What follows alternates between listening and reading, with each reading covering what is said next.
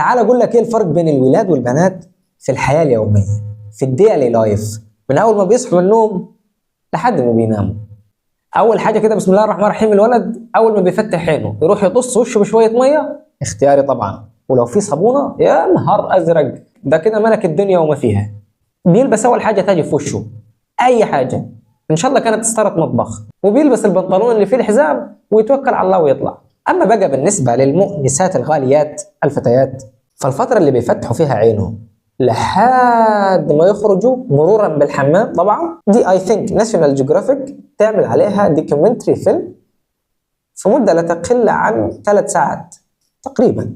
بالنسبه بقى للخروجات، اللي هيظبط الدنيا مع الواد 30 جنيه بس، ده لو كمان هياكل اكله حلوه يعني، يروح يجيب له طبق كشري ب 25 و50 شاي من على القهوه قضيت، يقعد على الشاي ده من الساعه 3 العصر لحد الساعه 12 بالليل. اما البناويت بقى فاقل واجب حضرموت شيخ المندي ونحلي في بلبن ونشرب عصير من فرغلي، يعني خروجه بالميت كده 5-6000 جنيه، وتقول لي اليوم من النهارده مش الطف حاجه؟ ايه الافتراء اللي انتوا فيه ده؟ نيجي بقى للطامه الكبرى، الشوبينج، اللبس. لما يروحوا يشتروا لبس يا خبر ابيض، انا كولد ببدا مجهز في دماغي انا القميص لونه كذا، البنطلون لونه كذا، الكوتشي لونه كذا، اروح للبياع اتفضل يا باشا فلوسك، اخذ الهدوم وامشي. اي نعم بفاصل لان دي عاده لا تنقطع في الشعب المصري.